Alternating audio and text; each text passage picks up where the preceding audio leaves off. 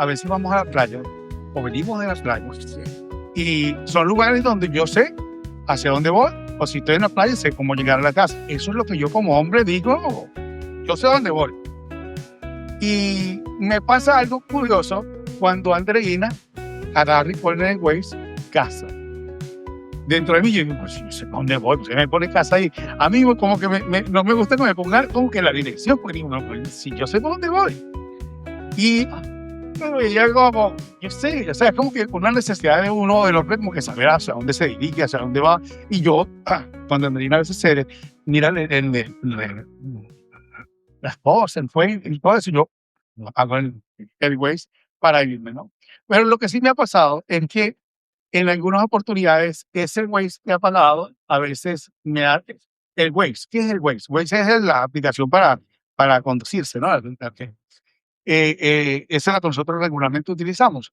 Y el tema es que yo a veces lo que hago es que lo pago y a veces voy a dar dos o más vueltas innecesarias porque no quise hacerle caso al Waze, porque el Waze a veces también dice si hay un tráfico, si hay algo, entonces tú puedes evitarlo, pero yo a veces con mi terquedad, mi orgullo, lo que hablaba Andreina, a veces a nosotros nos cuesta como que dejarnos guiar por Dios, dejarnos guiar por ese Waze perfecto que es el Señor, que es la palabra, y a veces también existe dentro de nosotros algo como adentro que no quiere como que torcernos. Si siempre lo he hecho así, ¿por qué ahora no voy a hacer de otra manera si yo siempre lo he hecho de esta manera? O si yo siempre sabía hacerlo de esta forma. Y esa es mi lucha. Yo no sé si ustedes, hombres, a alguno le pasa algo similar a esto, de que uno se como que, cuando le decía eso, a mi hija decía, papá, a mí también me pasa algo parecido. A veces, por lo menos, si yo digo, voy a arreglar el cuarto, y me dicen, tienes que arreglar el cuarto. Y yo decía, uy, me caliento, si yo iba a arreglarlo.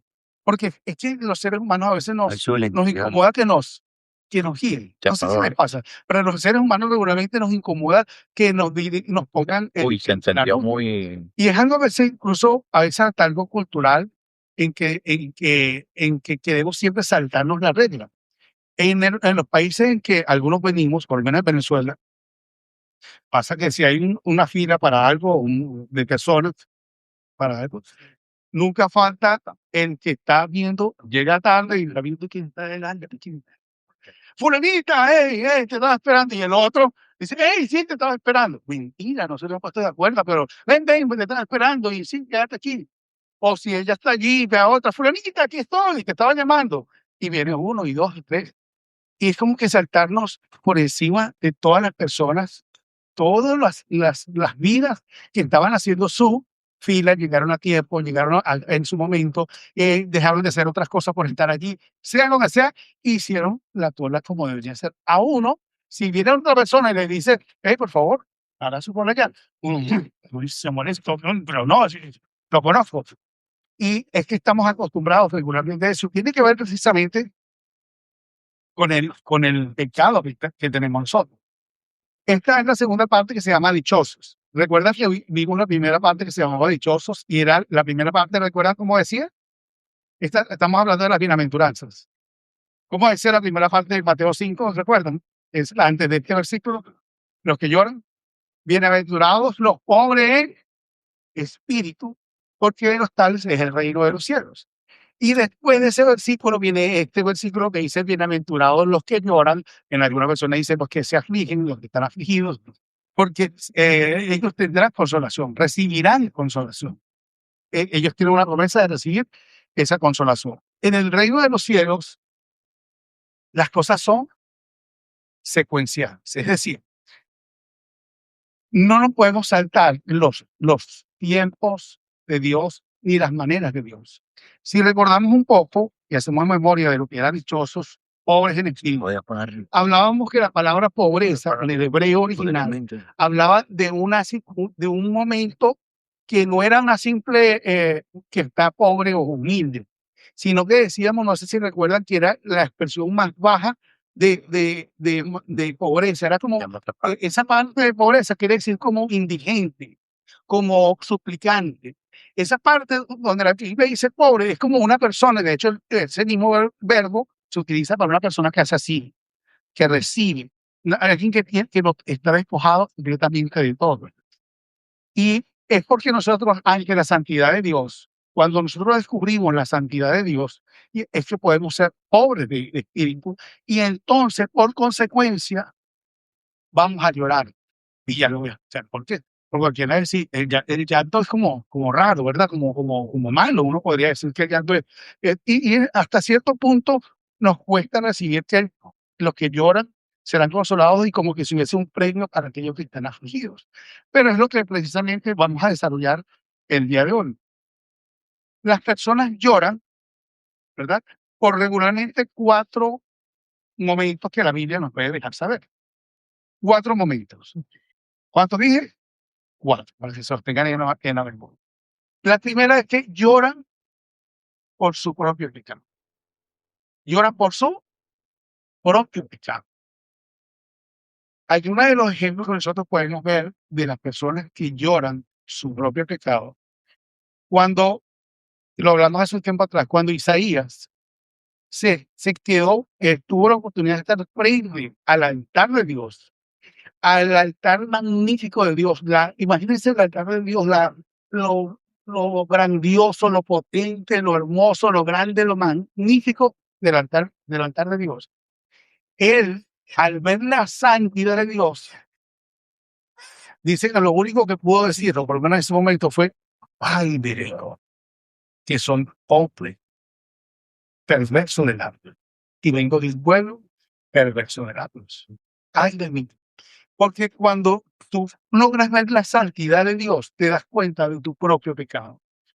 Otra persona que podemos nosotros recordar es Pedro. Cuando Pedro se consigue cara a cara con Jesús y se da cuenta que Jesús no es cualquier maestro con el que se han topado en la vida y ve que es realmente el Hijo de Dios, cae y dice: Señor, apártate de mí porque soy un hombre, ¿qué dice? Pecador. O sea, reconoció su pecado. Y un ejemplo magnífico es David. David tiene un pecado, entre varios de sus pecados, uno de los pecados más horribles es cuando David peca con Betsabé. ¿Recuerdan la historia? David, rey de Israel, se pasea en la azotea, se lo voy a hacer muy rápido, ve en la azotea a una mujer bañándose en otra azotea, y el hombre dice: wow, esa mujer qué bonita es. ¿Quién es esa mujer? Pero él le dice que es la esposa de Urías. Urías ha de haber sido uno de los jerarcas de los estrellitas del ejército, porque vivían en la zona. No todo el mundo vive al lado del rey. No todo el mundo vive en un lugar como al lado del palacio. Y él manda a llamar a esa mujer, la posee, es decir, está con ella sexualmente, y esa mujer queda arrestada. El esposo de ella estaba en la guerra peleando por él y por Israel. Y él, cuando la mujer se da cuenta que está en estado, le dice que está en estado, él agarra y manda a llamar al esposo, lo manda a llamar y le dice: mira, ¿cómo está la guerra? Bueno, perfecto, andate para tu casa, porque su idea era que él se fuese a acostar con su mujer para ocultar ¿qué? Su pecado. Se acostara con su mujer, pero el hombre no se acostó con su mujer, se quedó en la entrada del palacio. Cuando le dijeron el día siguiente, le dijeron: no, ¿cómo hiciste eso? Porque no te fuiste a tu casa. No, señor, ¿cómo voy yo a pelear cuando todo el ejército está durmiendo bajo una mata allá afuera? Él agarra y otra vez esa misma noche lo embriaga, lo emborracha y lo manda para su casa. Estaba queriendo sencillamente ocultar su pecado, porque para él hubiese sido fácil que el hombre se acostara con la mujer y ya él dijo que iba a tener esta señora, y nadie se era el hijo de Urías. Pero resulta que no pasó así, el hombre no se fue. Entonces él escribe una carta y se la hace llegar a los jefes del ejército a través de la propia mano de Urías. Y Urías lleva la guillotina de su vida, la lleva en su mano, y por ser un mensaje del rey, me imagino que la cuidó hasta lo sumo para entregársela a su jefe, para que el jefe, cuando lo leyera, dijera: manda a Urías a lo más profundo de la guerra, donde está lo más duro, y luego déjalo solo. ¿Qué hizo David? Lo mata. Y así pasó. Él, después que queriendo ocultar ese pecado, el hombre murió. Pero llega Natán, el profeta Natán, y se entera porque el Espíritu Santo le dijo, o quién sabe de otra manera, no lo establece la Biblia, pero el Espíritu Santo de Dios le dice a Natán que vaya a hablar con David. Y yo me imagino que David, cuando venía el profeta, se vistió de orgullo. Oh, viene a visitar el profeta, wow. Seguramente hizo un despliegue, como hacen los presidentes cuando van de un lado a otro. Y llega Natán, se saludarán, qué sé yo, pasaron, se tomaron un té quizás, no sé qué habrán hecho. Pero Natán le dice algo, le dice, oye, y en este caso, dos hombres, uno rico y uno pobre.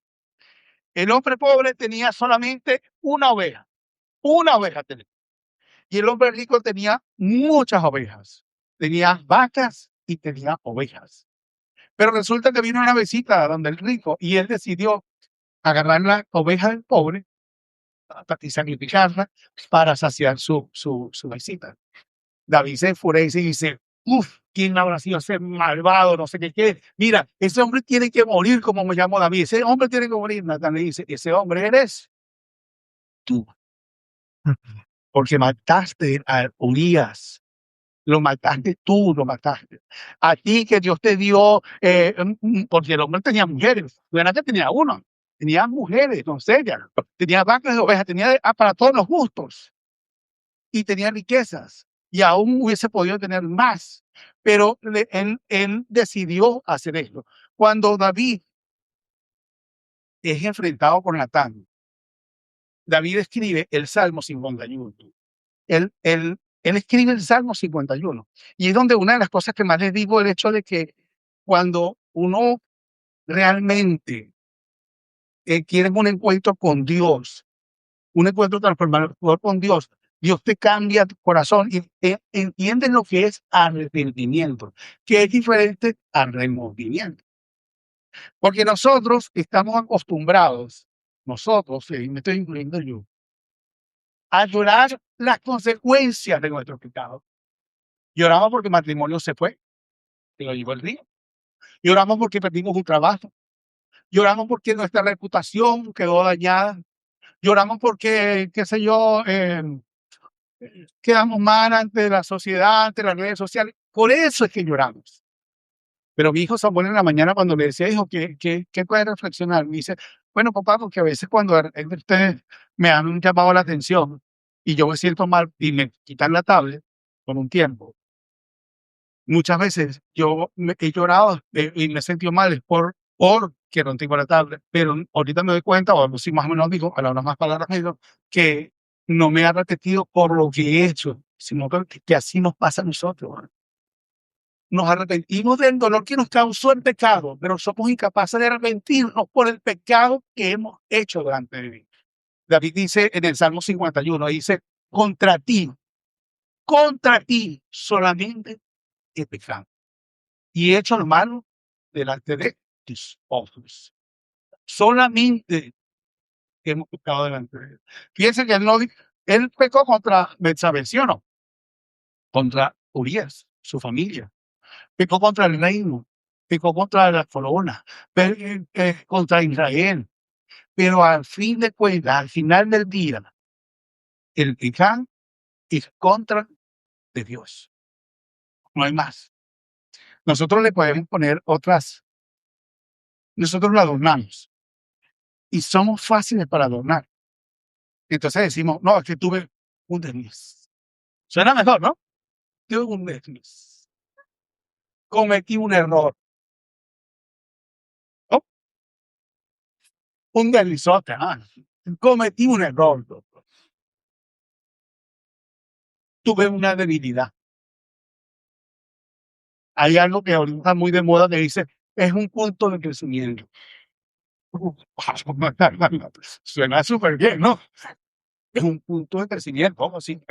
Pero es verdad o no, tienes que crecer ahí, sí, pero la Biblia y David lo llama por su nombre, le dice pecado. No lo dibuja de otra forma, le dice y lo llama exactamente por su nombre, pecado.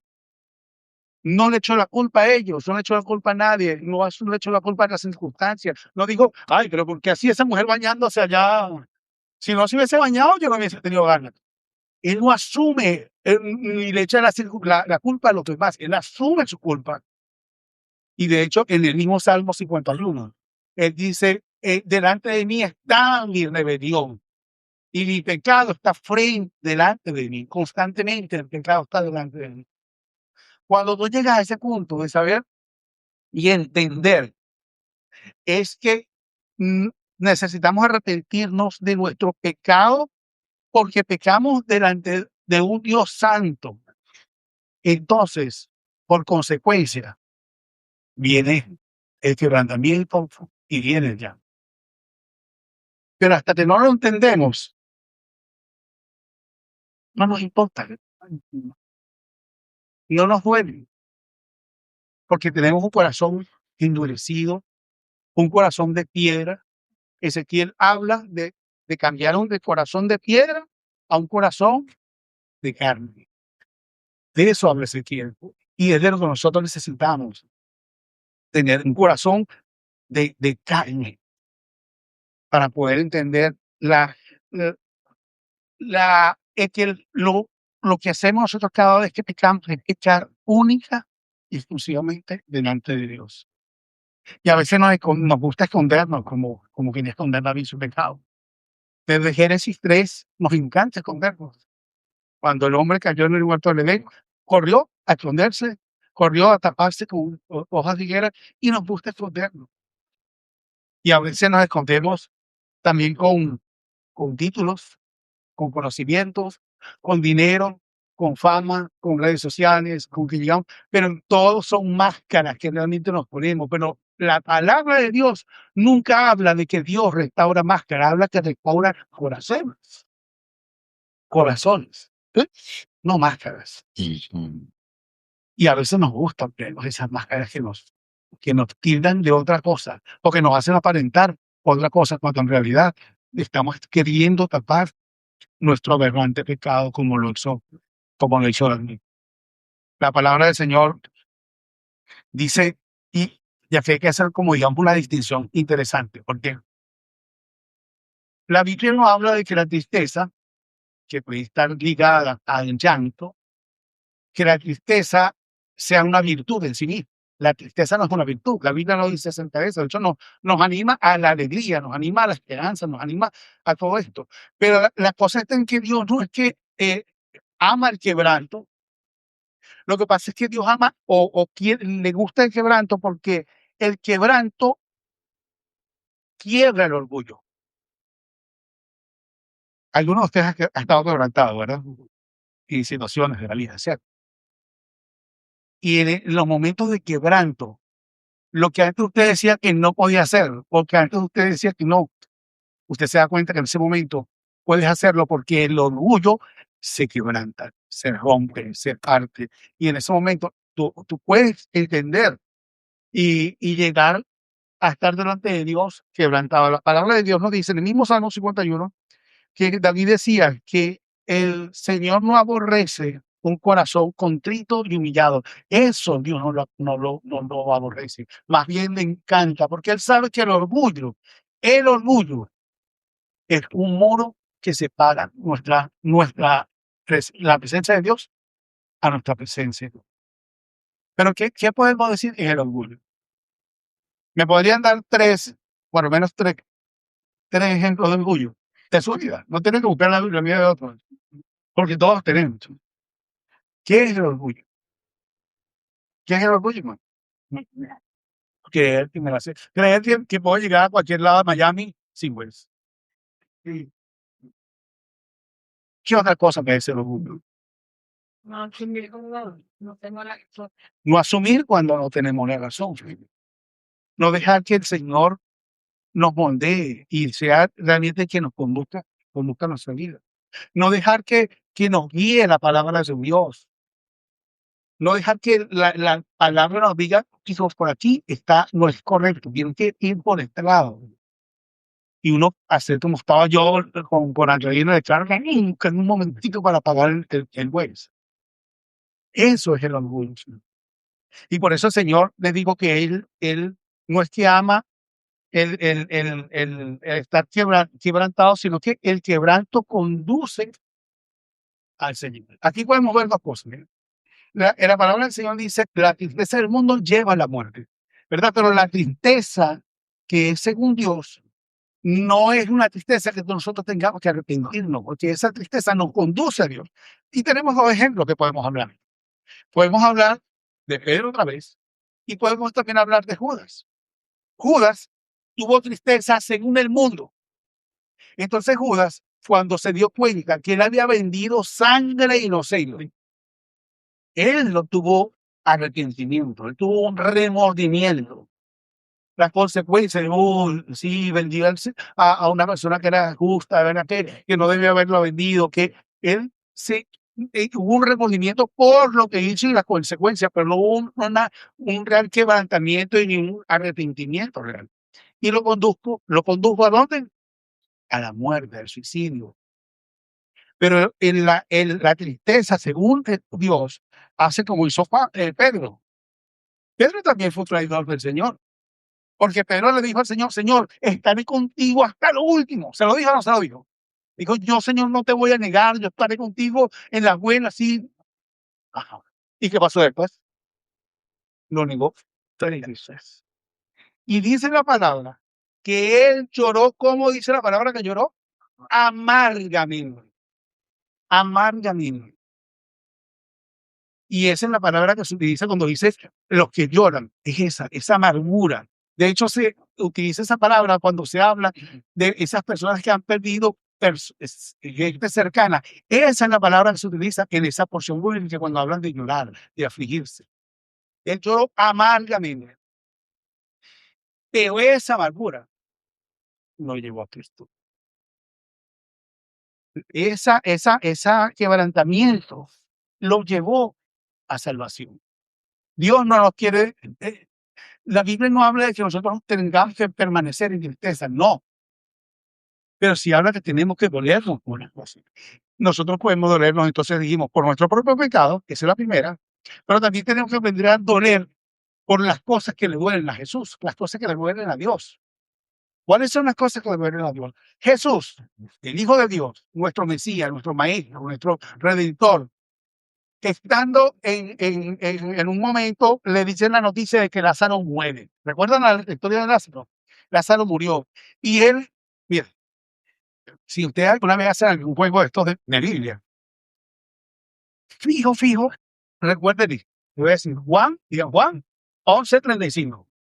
Recuerden, esa novela, esa no la dejan de decir porque le van a hacer una pregunta si hace un juego bíblico y es, ¿cuál es el versículo de la Biblia más corto? ¿Qué es un choro? Ajá, un aplauso ya para Varón ahí que es un choro.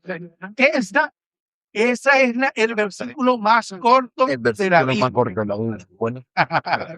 El versículo más corto de la Biblia es Juan 11:35. Jesús lloró. Ahora, siendo la majestad de Dios en cuerpo en Cristo, ¿sabían que lo iba a resucitar? ¿Sí o no? Sí. Pero él aún así se duele. ¿Se duele por qué? Porque le dolía el dolor de la otra persona. Al Señor le duelen nuestros dolores. El hebreo nos deja saber que tenemos un sumo sacerdote que es capaz de compadecerse de nosotros y de nuestras debilidades. Es decir, que Dios se duele conmigo. Dios se duele cuando yo me duelo, cuando yo estoy triste, cuando yo me siento mal. Dios sabe lo que es eso porque Él fue experimentado en quebranto en todo. Fue Jesús experimentado, o sea, pasó por todas.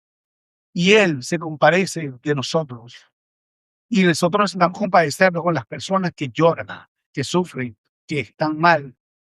Los hospitales, las cárceles, la gente que está en situación difícil en sus hogares, matrimonios. Tenemos que dolernos de eso también, porque el Señor nos dice que lloremos con los que lloran y riamos con los que ríen.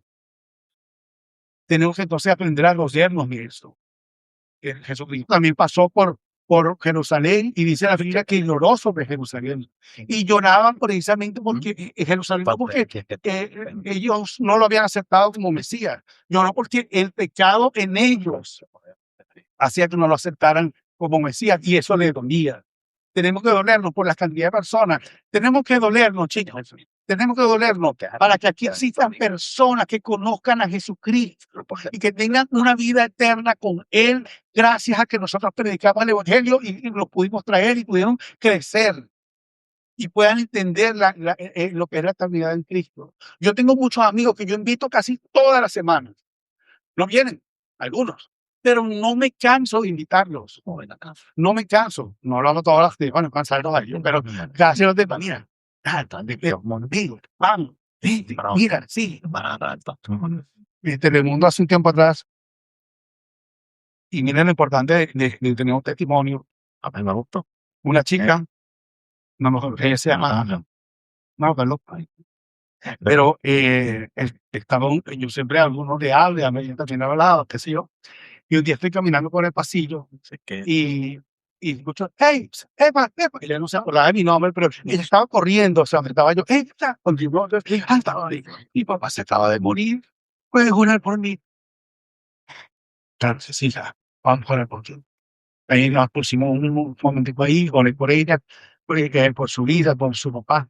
Pero qué bonito que la gente tenga referencias de que hay vida, hay palabras de vida, están para que centrado en ti.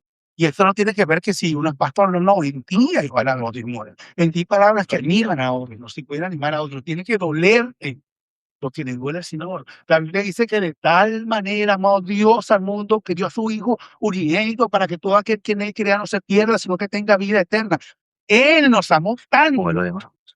Y nosotros, si estamos siendo transformados a la medida de Cristo, tenemos que amar y llorar por los que Dios llora.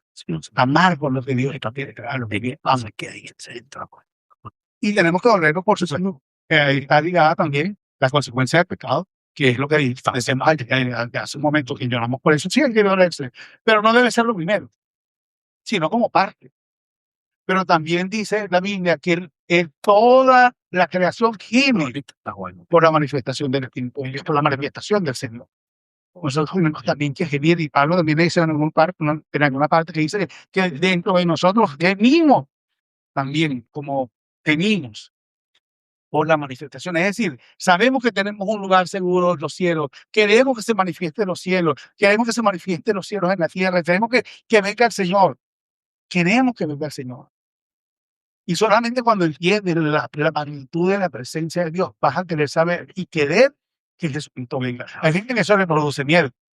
En estos días tuve una conversación con mi hijo. Por supuesto, así maravilloso que de la tierra y la cosa y de Cristo. Dios me dijo, está bien. Es un sentimiento. Yo me acuerdo cuando tenía que escuchar esto. Pero mira, ya está viejo, ya tengo aquí, todavía no ha pasado. No sé si viene mañana no, hijo, pero hay que estar preparados. Pero la buena noticia es que ese va a ser el mejor lugar donde podamos estar tú y yo, mi amor. Ahí hay alegría y gozo para toda la eternidad, para toda la vida. Y es una verdad literal, no es un cuento chino. No es un cuento chino que Jesucristo vive, en que reina, en que viene por su iglesia. No es un cuento chino. Es una realidad. Y por último, la palabra del Señor dice entonces, bienaventurados los que lloran, porque ellos recibirán ¿qué? Consolación. La palabra de Dios dice consolación. La palabra consolación se escribe así, para Caleo. Esa es la expresión que se utiliza para, no es nada más para aquella persona que cuando tú te sientes mal dice, vamos, adelante. Es una persona que está a tu lado, que te recibe, que te levanta, que te ayuda, que te empuja, que te sostiene en los momentos malos. Eso es la palabra para Dios. Y no es fortuito que el Espíritu Santo viene de esa misma raíz que se llama Paracletos. Paracletos es el nombre en hebreo del Espíritu Santo. Mateo dice, bienaventurados los que lloran, porque recibirán consolación. Recibirán, está diciendo lo que posiblemente reciban. Es una promesa, recibirán consolación. Pero a su vez está diciendo, recibirán al Espíritu Santo. Y el Espíritu Santo es el Espíritu del Señor. Y para que vean el paralelo tan hermoso de la palabra de Dios, Isaías 61, si no me equivoco. Jesús habla en algún momento de lo que era la profecía mesiánica más hermosa que uno puede conseguir en la Biblia. Llega a la sinagoga de Nazaret, habla el libro de Isaías y dice algo como que el Señor, el Espíritu de Jehová está sobre mí, porque me ha ungido para vendar los corazones eh, heridos y para consolar a los quebrantados de corazón. Algo así, palabras más claras. Y entonces dice, hoy esa palabra se ha cumplido delante de ustedes. O sea, él estaba diciendo, yo soy esa promesa de consolación, yo soy ese vendador, yo soy ese que cura las heridas, yo soy ese que venda las heridas, ese soy yo, ese es el que prometió en Mateo 5:4, donde dice, recibirán consolación. Ese es el consolador que nosotros tenemos. Y es algo sumamente interesante que el Señor Jesús, y también en Isaías 57:15, eso es extraordinario, dice así, porque así dijo el alto y sublime, el que habita en la eternidad. ¿Dónde habita? En la eternidad, cuyo nombre es santo. Hasta allí todo es grandeza, poder, majestad, gloria, todo es inmensamente grande. Pero entonces el versículo continúa y dice, habito con el quebrantado y humilde espíritu. Es decir, el Dios que llena el universo, el Dios de los cielos inmensos, es capaz de habitar exactamente en nuestro corazón humilde. Yo no sé si ustedes pueden ver el contraste de eso. Viene un Dios tan grande, misericordioso, hermoso, inmenso, porque habita y puede habitar en nuestro corazón. Yo sé que una de las cosas que Dios me ha tratado más conmigo es el orgullo. Yo no sé si usted no tiene ese problema, pero muchas. Ahorita creo que es una de las cosas que más Dios ha tratado en mi vida, el orgullo. Pero hoy Dios quiere que nosotros lancemos por el piso el orgullo, porque el orgullo es un muro que nos divide de Dios. Y la humildad es una puerta abierta a nuestro Creador para que habite en nosotros y nos conduzca por los caminos que quiere conducirnos. Por el camino que Él quiere conducirnos, no por el camino que yo quiero apagar el Waze para irme por donde yo quiero, por el camino que Él quiere conducirnos, que a veces es muy distinto al que tu nombre quiero ser. Y yo que quiero que hoy nosotros meditemos en Dios, meditemos, Señor, ¿cuáles son esas cosas? ¿Cuáles son esas cosas? Y te invito a que cierres tus ojitos ahí en el chat. ¿Cuáles son esas cosas que Dios tú quieres que yo quite de mi vida?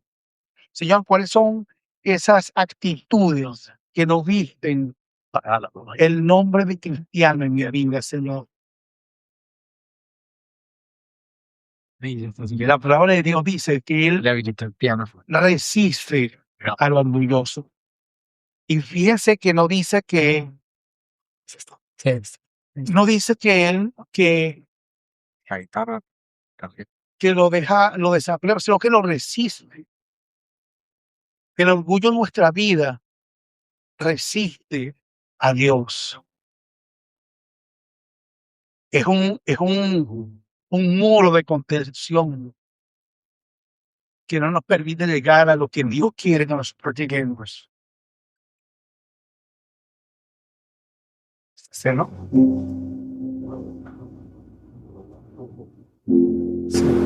Medita en tu corazón. Gracias. Déjate conducir por Cristo. Deja que Él sea quien te lleve a esos campos verdes de agua, de estanques quietos de agua. Deja que Dios sea el que te conduzca aún cuando pases por valles de sombra y de muerte. Permite que sea Él el que esté delante de ti en tu camino.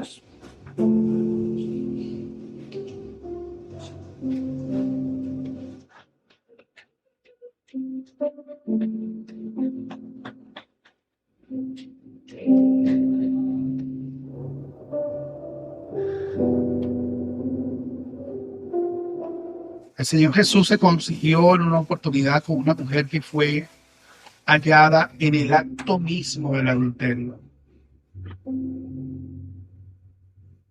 Y aun que fue hallada en el acto mismo del adulterio y que había una ley específica para eso, le preguntaron: Señor, ¿tú qué dices? ¿Qué debemos hacer? El Señor Jesús dijo esa famosa que el que esté libre de pecado, que lance la primera piedra. Estaba mal lo que ella hizo, está mal lo que nosotros hacemos también en muchos momentos. Pero el Señor no viene a condenarte. Viene a mostrarte tu pecado, eso sí, no viene a mostrarte con nombre y apellido tu pecado. Pero así como esa mujer, el Señor también te dice a ti: nadie te condenó. Nadie te condenó. Esa hermosa mujer le respondió: nadie, Señor. No hubo uno que pudiese tener la vida perfecta para condenar. Aquí tampoco hay uno que tenga la vida tan perfecta para condenarte a ti, y tampoco a mí. No hay ninguno. Y el mismo Jesús que le dijo a esa mujer: ni yo te condeno, te dice a ti hoy, a pesar de lo que hayas hecho en tu vida, ni yo te condeno. Pero le dijo y le agregó: vete y no peques más. Es decir, que hubo restauración, hubo un cambio. Y es lo que Dios quiere hacer con cada uno de nosotros, que cambiemos.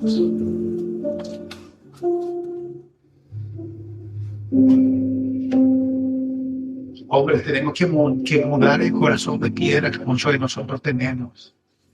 Mudar el corazón de piedra y tener un corazón de carne. Un corazón que se vuela primeramente con nuestra familia,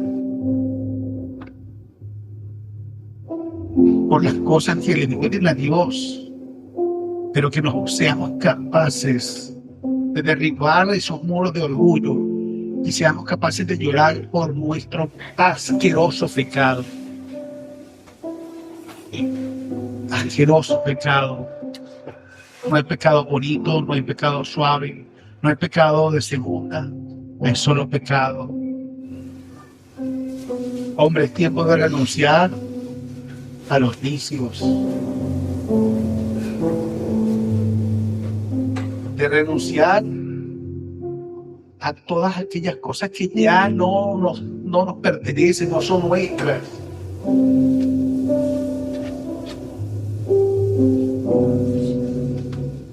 Hablar con docilidad a nuestras esposas, con la firmeza de un hombre, pero con docilidad, sabiendo que son un paso más frágil, dice la palabra. Comprenderlas.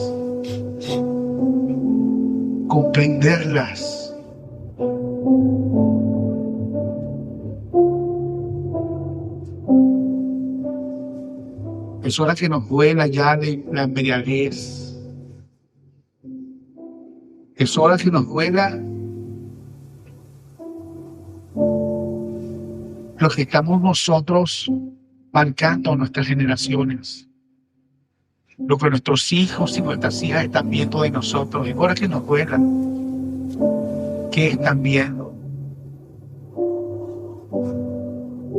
Cómo mis hijos y mis hijas están viendo que yo trato a su mami.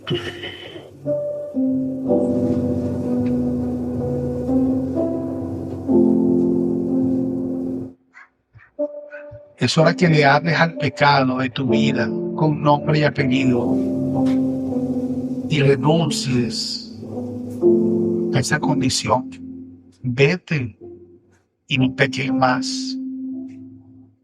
Dale control a Jesús de tu vida.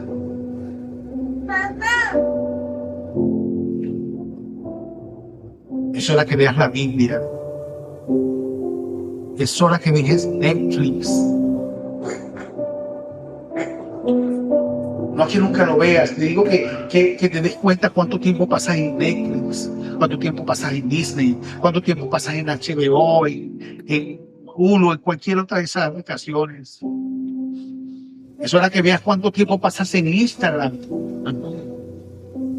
Scrolleando y scrolleando y scrolleando y scrolleando, metiéndole basura a tu cerebro y...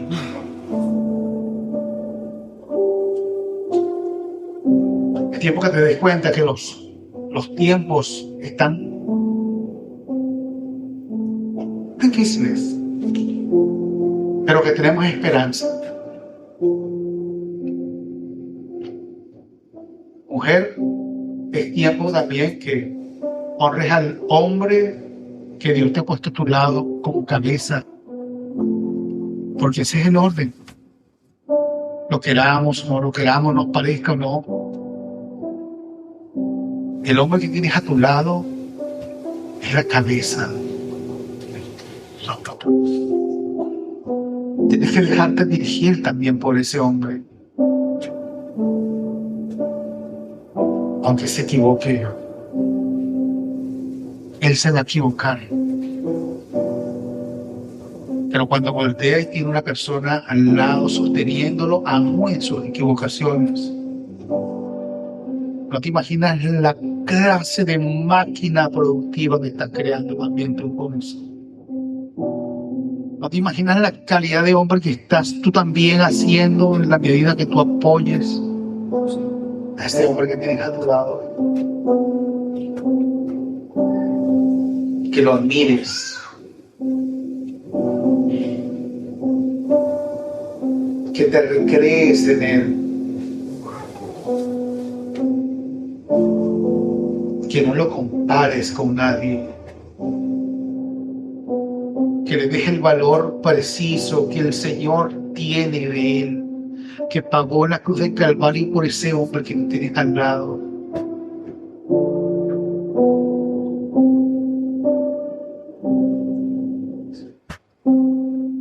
Señor, te damos gracias, Señor, por tu palabra, por tu verdad, por tu amor y por tu misericordia, Señor, que nos muestras a través de las enseñanzas, Dios.